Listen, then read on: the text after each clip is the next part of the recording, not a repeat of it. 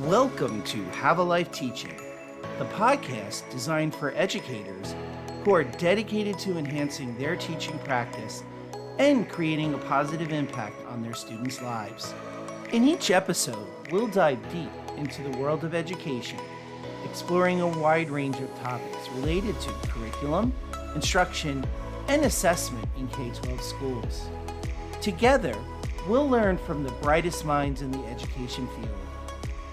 So if you're a passionate educator who's ready to take your teaching practice to the next level, join us as we explore the exciting world of education. My name is John Shimbari, signing in and saying, let's have a life teaching. Hello, everyone. Welcome to another episode of the Have a Life Teaching podcast. Tonight, we're really going to spend some time digging into curriculum and ensuring that students are receiving a quality curriculum that is standards-based. Curriculum driving what it is we want our students to know and achieve. There are ways to make the process more sustainable and effective, and ways in which you can collaborate to develop the curriculum so you're not doing this in isolation. And because of this, I'm really excited to be joined by Maria Nielsen, who is a former principal in Utah and now a curriculum consultant, and also the author of the brand new solution tree book, The 15-Day Challenge, Simplify and Energize Your PLC at Work. So Maria, thank you so much for joining us tonight. Thank you. Thank you for having me here. I'm so excited.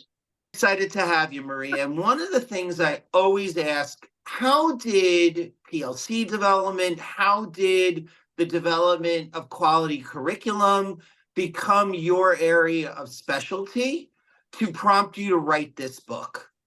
Okay, so a little background. This is my 40th year in education. I started teaching third grade my first year. My third graders are 49 years old. So I have this wealth of knowledge. So I've taught every grade level at the elementary school. And I've taught and been administrator at the middle school, at the 8-9 center, where we had 1,100 8th and 9th graders. Started this process at the high school. That's when I went to my first institute where I was like, this makes sense that teachers should collaborate together around standards, and so that we get rid of that educational lottery. Then I became the principal at Millville Elementary. And John, we were so proud of our school, but at the same time, we had gone into program improvement. We were deemed the F school in the state of Utah. Sending letters home to all the parents saying we're a failing school was not an easy chore. And we wondered what would happen next. The letter said that the students could go to any other school. We'd pay for free busing for them to get there. And nobody left.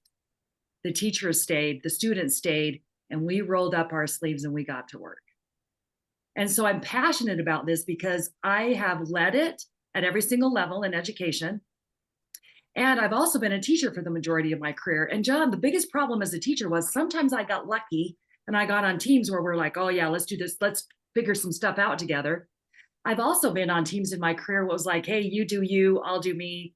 We'll love gift each other things once in a while, but we didn't really get into intentional design. And so when I started to do this work and became a principal, I pulled back into my memory bank of those times when I was on a team with teachers where we just rocked it. And I think for our listeners, I want you to be on a team that rocks it. And that's what every teacher wants. We want less stress and we want a better product for the kids we serve. How do I give that to my teachers without overwhelming them? How do we have less stress, better product for the kids we serve? I made up this analogy. How do we get in the boat, paint it cool colors? Let's get those kids in the boat with us and let's row to the island. And we don't want kids popping out of the boat on the way to the island. And we also did not want to drop kids off at various islands along the way to the big island. The whole goal was, how do you rip off labels? Because sometimes we drop kids off at you have an IEP island, you have a 504 island, you're an EL kid island. And then we took the rest of the kids to the big island. The whole goal was, how can we create something so systematic around essential standards, about those great big boulder standards, like you have to know this? And we got so insanely clear about it, it would be impossible for us to miss the mark. We know this, when the target holds still and kids can see it, they can hit it. But you know what we do in education? We just keep moving that baby around, and we do that to teachers too. And then our hair's on fire, We're rowing to the island. Kids are popping out of our boat left and right. We get there and we're like, where'd the kids go? We send out the RTI boat, picking kids out of the sea. When that happens, it's stressful. It is. And something you said that really resonated with me is this idea that we want to get all the students to the island. It's not just some students getting to the island. And I know, Maria, as a consultant, the pushback I get is sometimes when I'm coaching teachers, oh, my students can't handle this curriculum, or my students can't do that. Well, I often say, what are the scaffolds and supports you're putting into the curriculum so that way the students can reach that quote unquote big island? Or if we're looking at our ELL, our multilingual learning students, how are we infusing vocabulary development and other sorts of strategies depending on where the student is in their English language journey to get to, again, that big island? And when you talk big island, I think reaching these standards that we're talking about and the different parts of those standards, it's about all of our students meeting that standard and us as educators providing the supports to get our students there. It really resonated with me when you were talking about dropping off students at different islands, because I think we've done that as educators far too often. With that in mind, Maria, how does your 15-day challenge, how does that help educators get everyone to the quote unquote big island? So when we first began, the whole idea was we've developed these 7 steps over time. When we began, it was this. We first of all had to have the mindset we could get them there, because John Hattie tells us your belief kids can get to that island is one of the first factors, and their belief they can get to that island. So we did a couple of things. First of all, we had to say we believe we can get them there. And then we had to say, but what does the island even look like? What island are we rowing to? We had to get really clear about, for example, what does reading on grade level look like? What does it look like for 36 weeks of a continuum for kids to just be getting to that island? We had to get really clear about our standards. When we first started, it was like, okay, let's pick one unit of study. We decided the unit would be 15 days. Now, why 15? 10 sounded too short and 20 sounded too long, so 15 sounded about right. Teachers had 3 weeks to get ready with their grade level team. And when we did it at the high school with their like course, or the middle school, and then they had 3 weeks to get ready and then teach it for 15 days. The other criteria was that they shared ideas together, get back to that art and craft of teaching. What's some great strategies that we could use? And you talked about that. What are some proven strategies that I've used over time that get kids to the island? What are some that you've used? The other little factor in it was, let's not wait till the end of unit assessment to provide response to intervention or that RTI time. Let's grab kids quick throughout the unit. That's how we began. And you know what we found? We found it worked. We had some quick wins from that. You knew who it worked for. The teams that were like, let's get it. Let's to the island, like there, yeah. So really, we named it the 15-day challenge because the challenge was not, can you build a unit? The challenge was, could you get them to the island if you're really good at your craft? And the experts stand around the table together and they lift. And we wanted to get rid of the educational lottery that exists in almost every school, John. And that is, what you learn in 7th grade math depends on who your teacher is. What you learn in US history depends on who your teacher is. So we wanted to get rid of the lottery. We wanted to get all of these kids there. And that's how it began. And the teams that really started to say, you know what, let's do this and let's do it well, had amazing results right out of the gate. That's how it started. And then over time, we developed these 7 steps. And the 7 steps are simple, but they're important. And the first step is write down your standards. And you know, many teachers just like, not doing that part. It's in my textbook, which we know it's malpractice to teach any book with fidelity. It should be standards-based.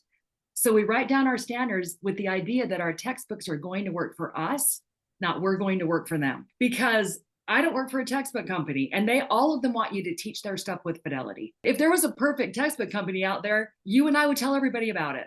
Maria, it's actually interesting you say that, because, and we were talking about this off camera, I'm currently consulting in a school where originally the teachers were developing the curriculum around the textbook. And it took some convincing to get them to understand that the textbook is a resource to help them meet the standards. That's number one.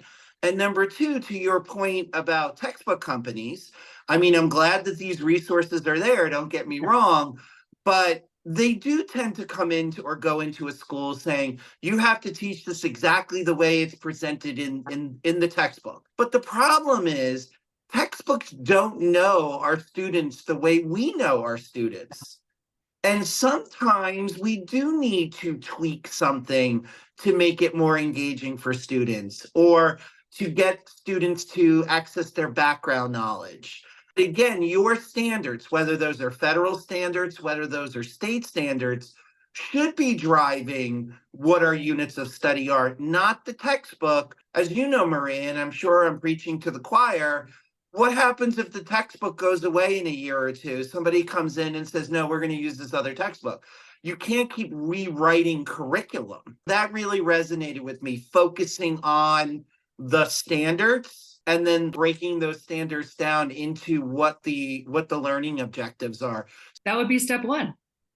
And then the step two is to unpack those standards. Now, John, sometimes I go places and they're like, hey, Maria, don't talk about unpacking, it triggers our teachers. So the minute I get there, I'm like, let's talk about unpacking standards, because knowing your standards, even if we don't call it unpacking it into learning targets, knowing your standards as a team gives you power. It gives you insane superpowers. So when you understand your standard and you're really clear about what it looks like for a student to master that and demonstrate mastery of that, then everything else falls into place. If you sit right next to 4 people around the table and you don't talk about it, you commit a suicide. You assume that the people around the table see the standard the same way you do. They see the rigor the same way. They see like what students are going to do the same way. And rarely is that the case where you just see it. I'll go into a school and I'm like, okay, tell me what identifying main idea key detail is. One teacher pulls up, they have the same article. Oh, I think this is about Africa. The next person's like, no, the article's really about giraffes. So what is it that we expect when we say main idea key details for a second grader? You see how powerful that is? To your point, having these conversations is crucial in developing a unit of study, but it doesn't happen as often as it should because people go back to that textbook. And the other thing is, I tell people your unpacked standards should have pizza sauce and Dr. Pepper spilled on them. They should be laid out there. You should go back over and over, because sometimes when we look at a standard, we see it a different way the next time we teach the unit even. So here's an example. Ask and answer questions about key details in text. Well, we get really good at getting kids to answer questions about text, right? But we're like, oh, getting a 6-year-old to ask compelling questions about the text, not so much. So then once we have the bandwidth to look at that other learning target, that's when we go, yeah, you know what, that is a big, huge priority. We should get kids to ask questions about text. But we inadvertently left it off, or we just didn't have the capacity at that point to treat both of those learning targets with equal weight. Now, if we intentionally, John, said, no, not that part. There's one 4th grade standard that talks about Herculean language and people are like, "Arr." So if you're intentional about it, but when you inadvertently leave it off. So that's why that step number 2 is to unpack standards. And then 3, prioritize them. Essential standards, supporting standards, and additional. That's the academic vocabulary for what we talk about. Some states call them priority standards or power standards or readiness standards or promise standards, whatever we call them. In my school, we call them boulders, rocks, and butterflies. If you take your standards and we did it just for one unit in the beginning, what are the big babies? What are the boulders? What are the things like, you have to know this. You can't leave this unit and not know this and this. Now, if you have more than 3 big boulders, your unit's too big. Rocks support boulders. For example, folktales, fairy tales, myths, and legends, they don't stand alone. I don't care if my adult children can tell me the difference between a folktale, a fairy tale, and a legend. But you're going to use folktales, fairy tales, myths, and legends for citing textual evidence, author's purpose, reading and comprehending on grade level. So those are those supporting standards. Those are the rocks. They support these big babies. And then you have butterflies. They're fun. They're pretty. Don't really care if you know it or not. How about this one? Do you know the percentage of salt water to fresh water on the earth? I would say 70 to 30%. You know why you don't know? Why don't I know? You don't care. I know there's more. I think there's more salt water than fresh. Oh, it's crazy. It's 97 to 3, and the fresh water, half of that's frozen. And so the whole point of that is, in this modern world, Siri, we have kids memorize things they don't need. Now, are there times kids need to memorize things for automaticity, math facts, math fluency? There are times tables, yes. But in a water cycle unit, for example, having kids memorize as a 10-year-old the percentage of salt water to fresh water, that's butterfly. Because see, in the beginning, my teams wanted to boulder everything. Do we really need them to memorize careers and weather? No. On day 8, let's watch a video on tornado chasers and some other careers in weather. Done. It's interesting you say that because I think it does change. If one is teaching, let's say, in a magnet school for career development and talking about careers in science, then maybe it is a rock. Then it is a rock. Conversely, if you're an elementary school teacher and you just want students to start understanding that water cycle process, then maybe it is a butterfly. Yeah, it's what the team decides, and it's what meets the needs of your students. So, for example, my teachers wanted to argue all day long about memorizing the 10 tools of the meteorologist. And you know why they wanted to argue it? There were 3, so this is 5th grade, there were 3 full lessons in their science book on all the tools of the weather, on the meteorologist. They had to memorize what the tool did, and then they had to take a little test on day 4. Why would they need to know that? And another teacher's like, well, what are we going to do for 3 days if we don't do that?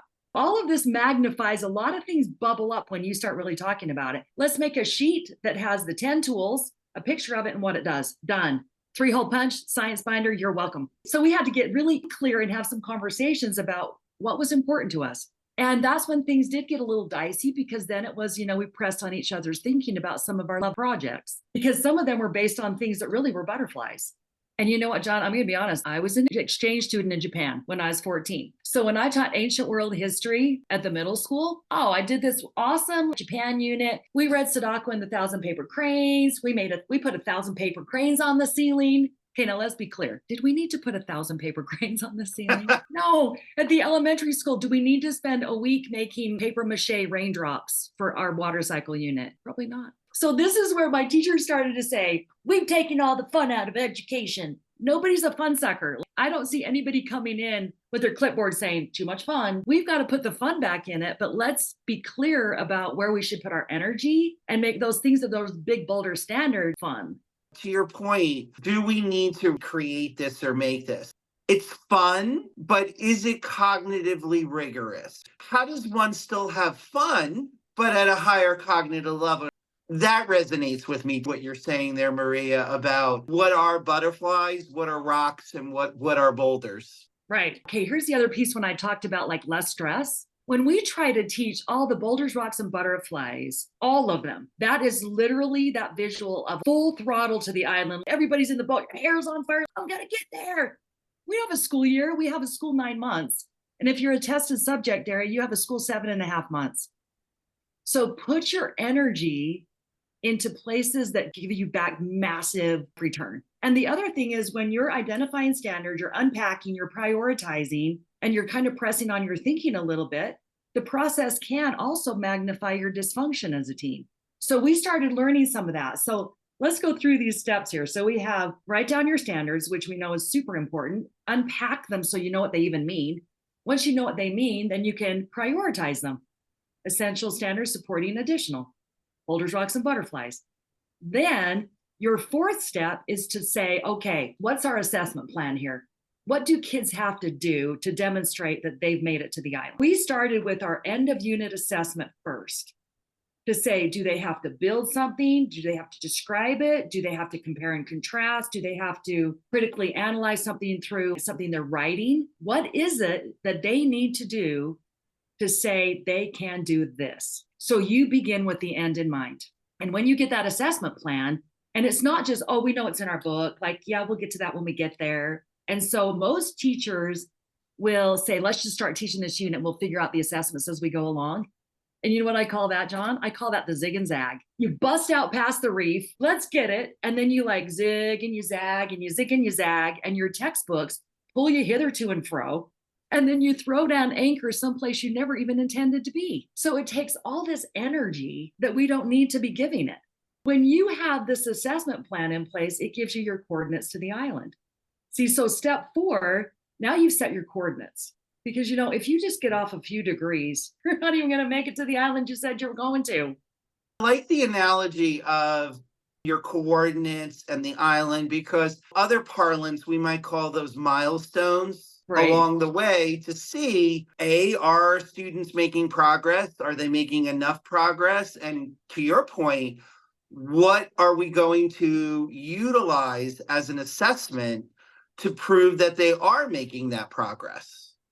And then what are we going to do with that? Exactly. Because the other thing is, an assessment's not worth the paper it's written on if you don't do something with it and act on it in 48 hours. If you wait a week, that ship has sailed, baby. It was the quick turnaround. We assess because we need to know if you know it or not. And here's the other thing, John. I don't care if a kid's 5 or 18. They know the purpose that you use assessments for. If it's just a grade in the book, they know that.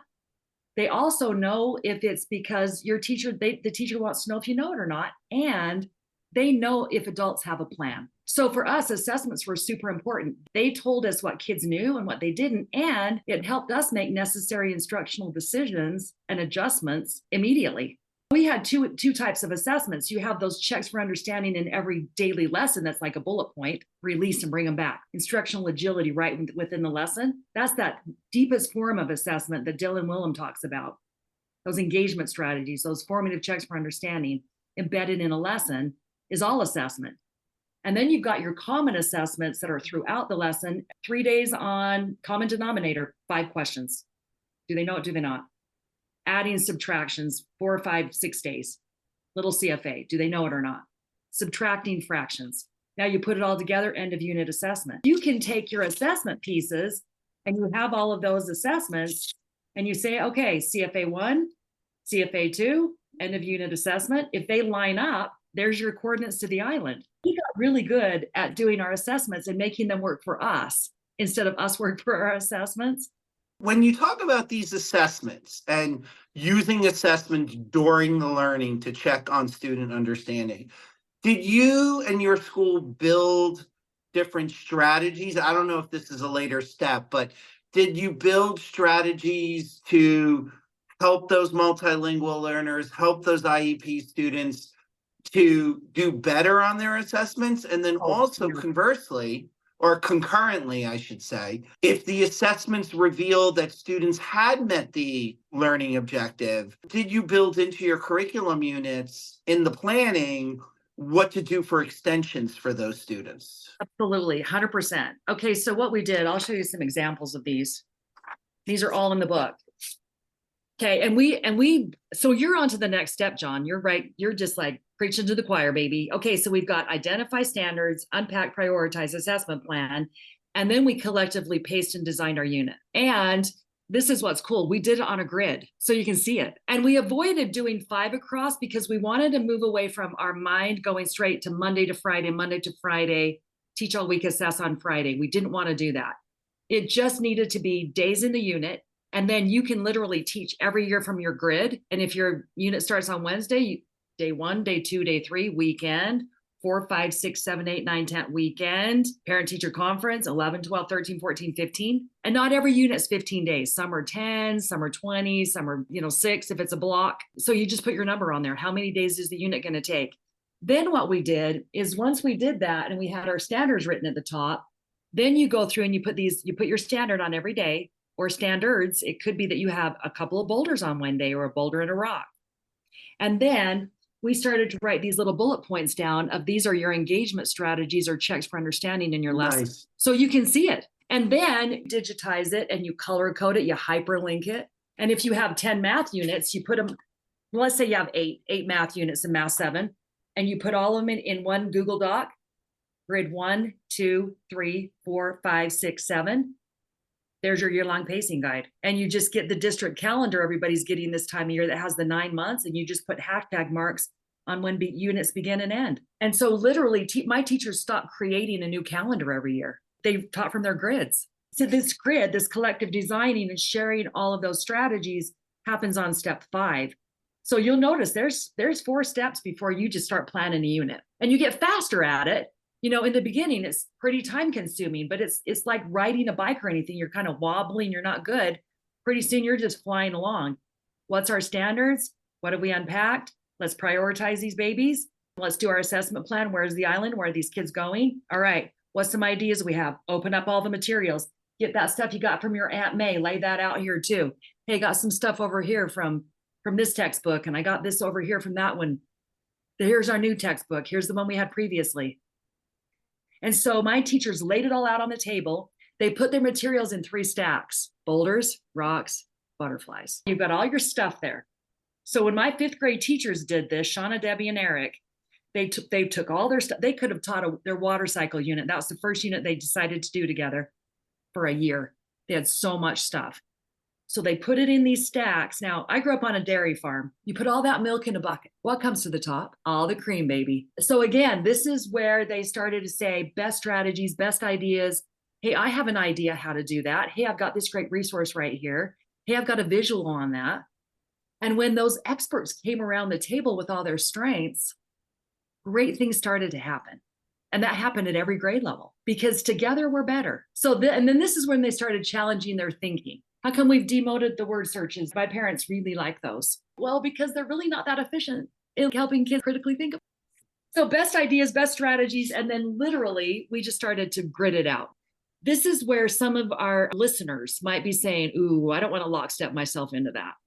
So let me tell you the non-negotiables. It was that they began their unit at the same time and they ended it. They did their CFAs on the same days.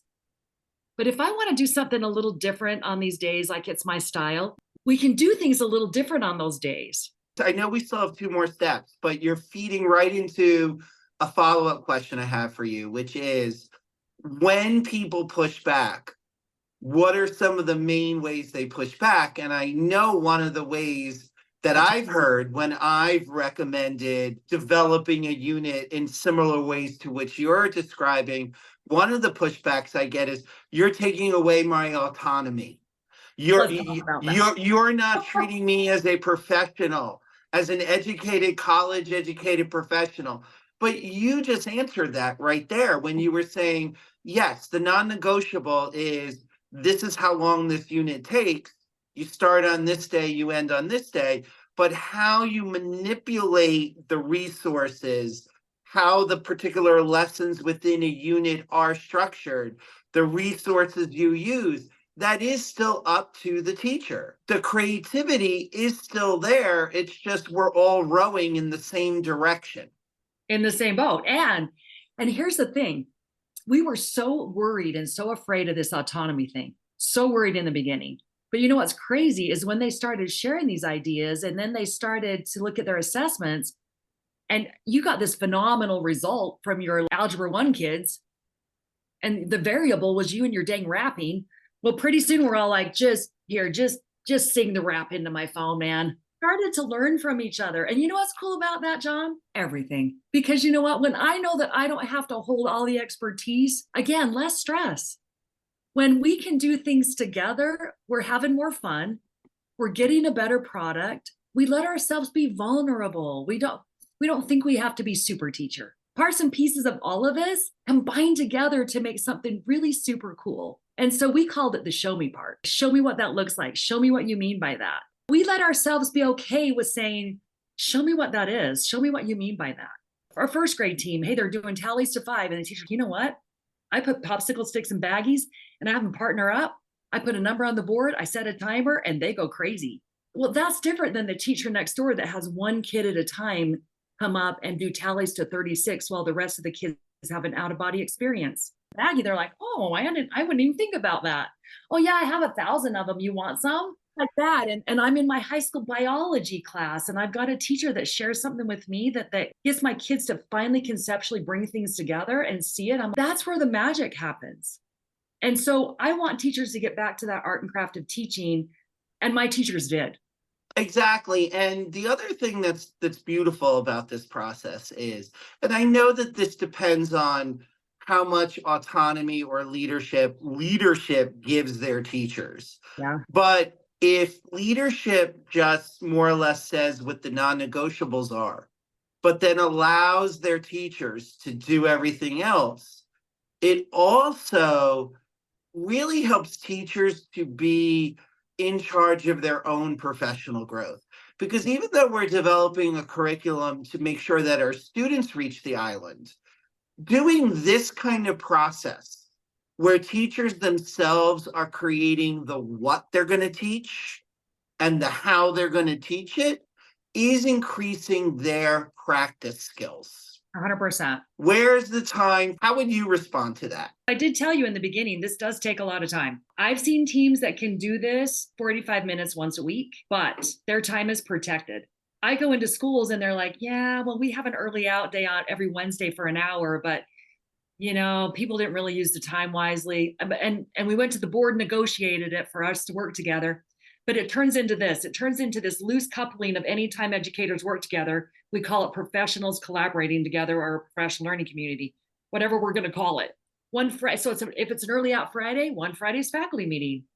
One Friday is your department or your grade level getting together. One Friday is personal planning. The other Friday is committee meetings and task force meetings. So we take it and we turn it into a dumping ground for everything, collaboration time. So for me, I protected that time like a bulldog. If Carol called from the district and said, hey, we want to come out and have the tech spring, they want to just take about 10 minutes of that Friday, you have that early out thing, and they want to show like the newest, greatest app we just bought. I'm like, no, but you can come Tuesday morning at 8 when we have faculty meeting. And then let's be honest, teachers listen to me on this one. 45 minutes has gone by and we did a social emotional check-in with each other. We talked about the new grandbaby. We talked about that I have a new puppy and it's peeing everywhere. What did you think about the high school football game? Wasn't that something?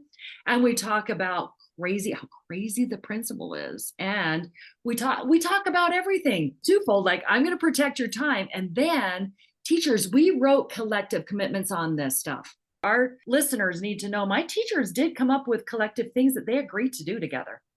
Your norms are how you behave, right? Show up on time, end on time, have an agenda. Everybody gets their voice in it. But your collective commitments are we made collective commitments to write our units based on essential standards, to do our assessments at the same time, to look at our data within 48 hours, to act on that, to share our best ideas and strategies, and to protect our time to talk about what do we want kids to know and be able to do, how we know if they don't or not, and what are we going to do if they do or don't. I got subs. So it might be 2 hours for this department, 2 hours for this department, and 2 hours for that. You can find time when you get creative. All of that happens in step 5 when you're planning. Here's step 6. We planned tier 2 when we planned the unit. So in step 5, when all that stuff's laid out on the table, oh, here's some extra stuff for practice for tier 2. Oh, here's some extra things we can use that to extend their learning, give them some critical thinking skills on that. Oh, hey, here's some other stuff we can use for that. So we put together these folders of what was going to happen in tier 2. So for example, if it's reading group, it's like, okay, what are we going to do with our decoders? What are we going to do with our fluency kids? What are we going to do with our comprehension kids? The high school, if we're working on quadratic equations or whatever it is, it's like, okay, what are some stumbling blocks? Okay, this happens or this happens. So we planned tier 2 when we planned the unit, and we stopped sending kids away to be fixed down to the basement, the Title I room. Started to do a push-in model where our paraprofessionals pushed in to help alleviate the load of all of those kids. And I love that too, Maria. At a later date, definitely going to have an episode on co-taught classrooms and push-in models rather than pull out. This is how cool this is. You look at your data, especially if it's one of the earlier in the unit CFAs, it's only 5 questions. Like you can sort kids real fast. And then intervention can start the very next day because we did it in this process. Look at data, put kids in groups, then assign the adults to groups. So you put kids in groups according to their needs. You assign adults to the groups, and then we handed out the folders we created in step 6. We've planned tier 2 for step 6. Step 7, we're going to act on this data. We look at our data quick, we put the kids in groups, we see on the adults, we hand out the folders, and we are ready for RTI the next day, not at the end of the unit, throughout. I love that. It's so targeted to the student needs. And again, it takes away some of that angst that I know teachers have. Oh, my students didn't do as well as I thought on this test. What am I going to do? Well, the way you do it, Maria, you already have the interventions set up. And, oh, my kids did really, really well. What's the next step? Well, you already have the extensions set up. So it really can take a lot of that anxiety away. Maria, before we go, and before you tell us where people can find you, is there anything we haven't talked about, the 15-day challenge, about unit planning, that you feel the listeners should know? I think the thing that they need to know is teach the steps in order and don't skip any steps. It's systematic. Because see, they'll want to skip step 2, unpacking standards, which then like they're not clear about where the island is. They'll want to do step 4 in the wrong order. They'll want to start teaching the unit and then figure out their assessment plan. They're going to zig and zag. And they'll want to skip step 6, which is plan tier 2. They'll want to skip half the steps. Okay, and the other last thing that I think that I would tell you, so do the steps in order, don't skip the steps, is because we know checklists of things just keep us honest in what we're doing. And for our listeners, they'll get faster at the process. I had a school in Arkansas that in 1 year went from 16th in their district to 3. I had a high school in Wyoming that went through COVID, increased gains on YTOP, their state test, of 10 and 12% on the state test using this process. Because when you get clear, Brene Brown says, clear is kind. When you get insanely clear about where you're going, you can get there. And that's the beauty of this whole process. That's why 40 years into this, I'm still doing it because you know what? It's my gift. Maria, where can people find out more about you and the wonderful work you do? You know what? They can probably just Google me and it'll come up. So Maria Nielsen, 15-day challenge. I do a lot of work through Solution Tree. You know, their platform of professional learning communities. I have my own independent consulting company called Learning by Design. Email me at Maria Nielsen, plc@gmail.com. And Nielsen is Nielsen. You can find the book on Amazon. You can buy it at Solution Tree. If it's a principal and they're like, I want to buy this for my whole staff, definitely email me because we'll get you 30% off. Thank you so much, Maria, for your time tonight. This has been great. Well, it has been a pleasure. And you know what I say? Let's get in the boat, baby, and row to that island. Thank you for listening today. I hope you got some great tips that you can bring back into your teaching. Remember, have a life teaching without sacrificing your own. Also, don't forget to subscribe and be well.